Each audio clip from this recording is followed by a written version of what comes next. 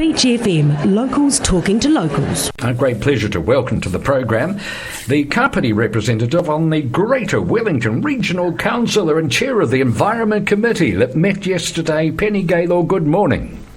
Good morning. Good morning. Well, we had a crack of a day yesterday. I'm just loving. Lovely. We had some really good discussions and some debates, but you know, the neat thing was that we had some community come in and present to our Environment Committee on some stuff that's really worrying them and upsetting them and this problem in their local hood. So it was a good way of doing a bit of business for our very, very first meeting for the Environment Committee this term. Well, what was on the agenda, Penny? So we had a couple of sounds very serious and dry kind of stuff, setting our strategic priorities for the Environment Committee for the next 3 years, and also the regional biodiversity framework. But what I'd added in the last few days, because of I'm sure you've all heard about, noticed in the media coverage around the unplanned, as they call them, yes, unplanned sewage discharges that have been happening in the Wellington region, particularly in that Wellington City area, because of the, let's be honest, sounding pretty munted, wastewater infrastructure for Wellington City. And we've had, that big one on Dixon Street that went just before Christmas. And subsequently we're hearing more about the pollution through the stream that's been going out to Awhira Bay, and we've had some very active Awhira Bay residents associations drawing attention to that. Good on them. So I threw that into the agenda as an oral update from our staff. I thought it was our responsibility as the regulation or the regulatory organisation in the kind of the food chain to actually hear about what's going on, what's our responsibility in here, and how do we get the Wellington City Council, for example, and Wellington Water to manage these problems, because they have known about them for a long time.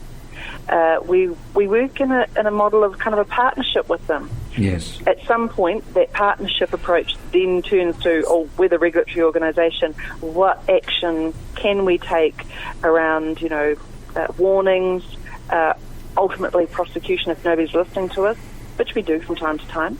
So anyway, all of that was a chance to do that. Wellington Water came in and gave a really good presentation. So we had a number of people from the Awhira Bay Residents Association come in, and I also gave them the opportunity to speak in public speaking, and they told us all about their issue.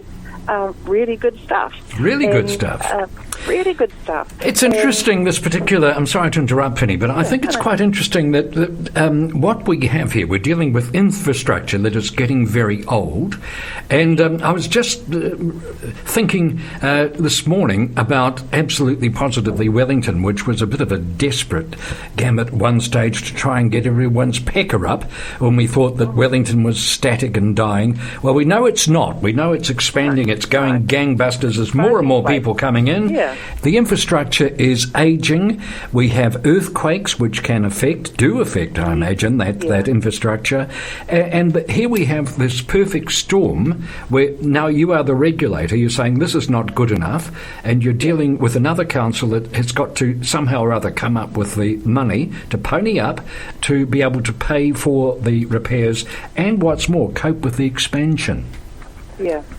And it's also a really complex environment, because there's the side of the problems where it's about that ageing infrastructure, things getting broken through, yes, like you say, earthquakes or whatever, capacity increasing or usage increasing, so therefore, issues around the capacity.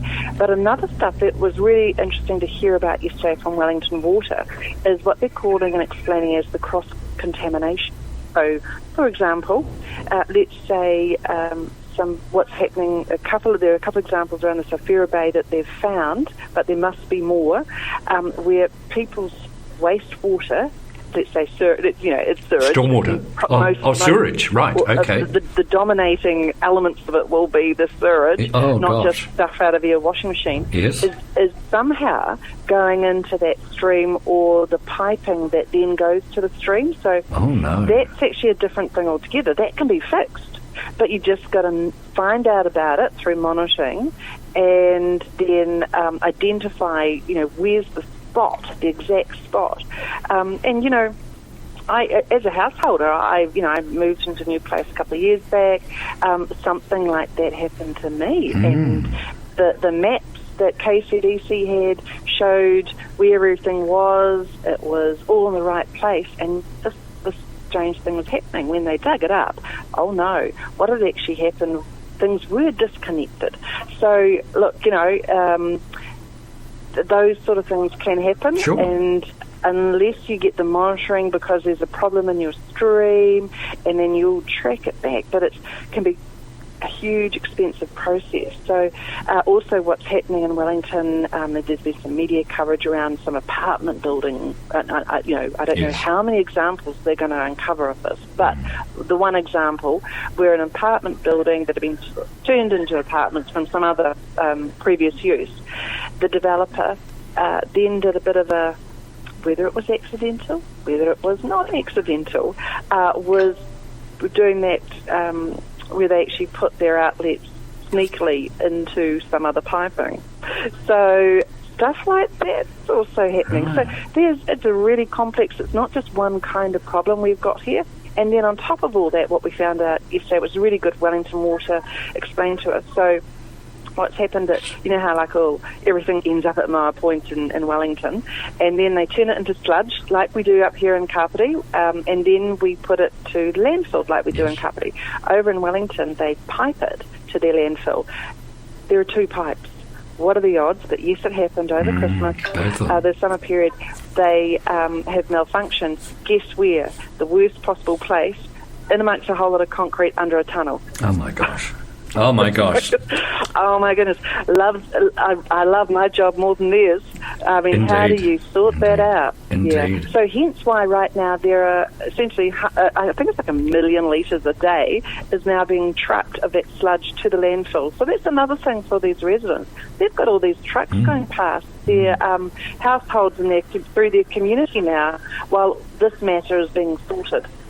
Fascinating stuff. I heard a report this morning. The Wellington Council was not blaming ageing infrastructure. They said it was just bad luck, these spills in the harbour. Was that the story from Wellington Water or not? That's not. They weren't talking like that. No, okay. It just surprised me. It doesn't. I think that's that language from politicians rather than professional types who kind of need to explain to the community what's actually technically happening here.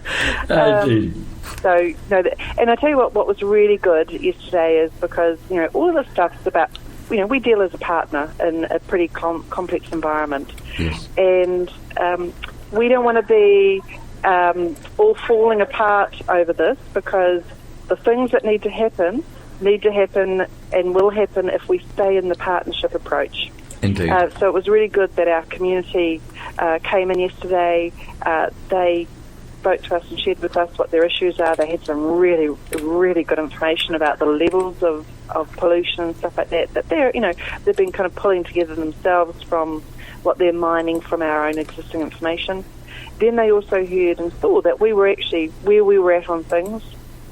And, you know, that putting it, me pulling it into that agenda, us as an organisation putting it into that public domain where we sit and what our bottom lines are and what needs to be done from our perspective and putting a little heat on to say, hey, you know, we this isn't good enough. Yep. Way out in the horizon isn't good enough. What are we doing now to get onto this and to show that as well as actually getting on and doing it? Well, that sounds great, and thank you for getting on and doing it in that case. Lovely to talk to you. Thank you so much for your company. Oh, she's gone. Okay, that's Penny Gaylor, the Kapiti representative from the Greater Wellington Regional Council. 106.3 Beach FM.